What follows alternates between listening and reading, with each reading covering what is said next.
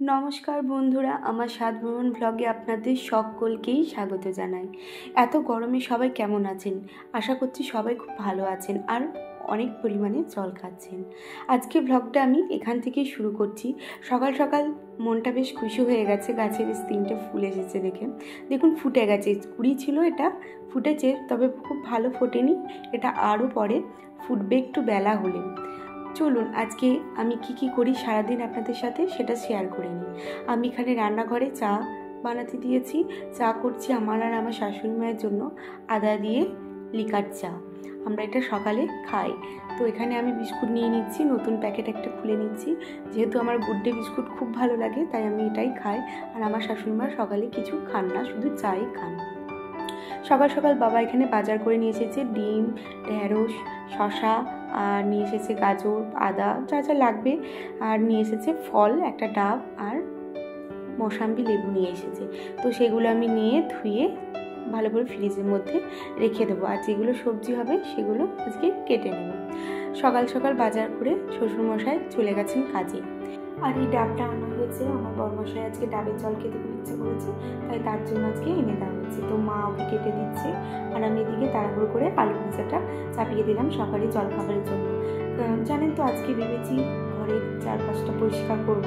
আজকে ঘরের দরজা, রেলিং এগুলো আজকে ঝাড়পোছ করবো, সেজন্য আজকে তাড়াহুড়ো করে একটু আলু ভাজাই করে দিলাম জলখাবারে। তো সব কিছু তো আর সমান সমান হয় না, একটু রান্নাতে একটু কম করে আজকে ঘর দুয়ারটা ঠিক করবো ভেবেছি। তো এখানে আলু ভাজাটা করে বোতলগুলো খুব ভালো করে পরিষ্কার করে ধুয়ে নামিয়ে দিয়ে আমি চলে গেছি ঘরের ঝাড়পোছ করতে। সব কিছু পরিষ্কার পরিচ্ছন্ন না থাকলে কি করে ভালো দেখাবে বলুন? আর যে ধুলো এখন 2-3 দিন না মুছলেই এমন ধুলো হয়ে যায়, যেটা যদি মাসে একবার করা হয় সেটা করতে বেশি কষ্ট হয়। সেজন্য আমি চেষ্টা করি সপ্তাহে একবার হলেও এগুলো পরিষ্কার পরিচ্ছন্ন রাখতে। তাহলে পরিশ্রমটাও কম হবে আর তাড়াতাড়ি ধুলোবালিগুলো উঠে যাবে আর জিনিসগুলো খুব ভালো থাকবে। চলুন তাহলে এবার আমি সব কিছু পরিষ্কার করে নিচ্ছি। এখানে আমি ভালো করে কপাট যে কাঠের জানলার সব কিছুই খুব ভালো করে পরিষ্কার করে নিচ্ছি। আর আমি এখানে পরিষ্কার করি কী দিয়ে জানেন তো? একটু নারকেল তেল নিয়ে নিই বা একটু কেরোসিন তেল নিয়ে সেগুলো দিয়ে কাঠের জিনিসগুলোকে আমি এভাবে পরিষ্কার করি। জিনিসটাও খুব ভালো থাকে, পোকামাকড়ও ধরে না, রুই ধরে না, আর বেশ চকচকও করে। ঘরে থাকবো, রান্না করব, সংসারের সমস্ত কাজ করব, আর এগুলো করব না তা বলে তো হয় না। এগুলো তো ঘরের একটা অংশ। সব কিছুকেই পরিষ্কার পরিচ্ছন্ন করে সময় বার করে করে নিতে হবে।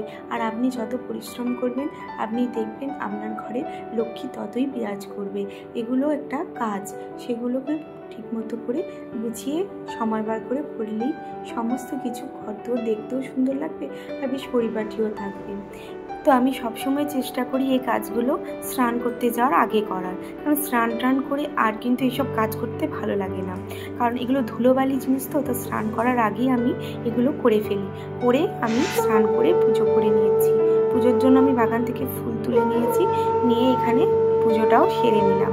এবার আমি নিজেকেও একটু সাজিয়ে নেব। ঘর দুয়ার সাজাবো আর নিজেকে সাজাবো না তা বললে হয়? সাজিয়ে নিয়ে যে জামা কাপড়গুলো কেচে রেখেছিলাম সেগুলো নিয়ে ছাদে মিলতে দিয়ে আসবো। আর ছাদে ওঠার সময় এই দেখুন এই বেলকনিতে গাছটা ছিল, তো এই গাছটা না 2 দিন আগে রোদ গরমের জন্য মনে হয় শুকিয়ে গেছিলো, অনেকটাই শুকিয়ে গেছিলো।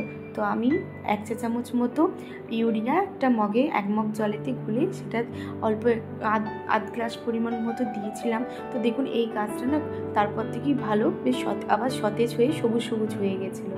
তো আপনারাও কিন্তু এরকমভাবে ট্রাই করতে পারেন, যদি রোদে আপনাদের গাছ জ্বলে যায় বা একটু শুকিয়ে যায় তো আপনারা এইভাবে ট্রাই করে দেখতে পারেন। তবে আমার মনে হয় আপনারা যদি গাছপালা বাইরে রেখে থাকেন তবে একটু ছায়া দেখে রাখবেন বা ঘরের মধ্যে রান্নার চেষ্টা করবেন, নাহলে কিন্তু এত রোদ গরমে গাছপালা শুকিয়ে যাওয়ার সম্ভাবনা খুবই থাকে। সব কিছু যত্ন এবং পরিচর্যাতেই তো বেড়ে ওঠে। এখানে সব কিছু মেলা হয়ে গেছে, নিচে গিয়ে আমি আর মা সকালে জলখাবারটা খেয়ে নিলাম। খেয়ে দুপুরের জন্য কি হবে দেখলাম ফ্রিজে চিকেন রয়েছে, আর যেহেতু ও আমাদের বাড়িতে আছে তাই ভাবলাম চিকেন ঝোল ভাত করি খুবই সিম্পলভাবে। আর মা যেহেতু চিকেন খায় না, মাকে মায়ের মতো সবজি রান্না করে দিলাম। মশলা বেটে নিলাম চিকেনের জন্য, বেটে তারপরে চিকেনটা ভালো করে রান্না করে দুপুরের লাঞ্চটা সেরে একটু রেস্ট নিয়ে তারপরে ছাদে যেগুলো শুকিয়ে গেছে সেগুলো নিয়ে এসে গুছিয়ে নিজের স্থানে রেখে দিলাম। তো আজকের ব্লগটা এই পর্যন্তই। ভিডিওটি ভালো লাগলে অবশ্যই লাইক শেয়ার কমেন্ট করে দেবেন, চ্যানেলটিকে সাবস্ক্রাইব করে দেবেন। আর আমি যদি কিছু ভুল ত্রুটি করে থাকি সেটাও আমাকে কমেন্টে লিখে জানাবেন, আমি চেষ্টা করব সেটা শুধরে নেওয়ার। ভালো থাকবেন, সুস্থ থাকবেন, নমস্কার।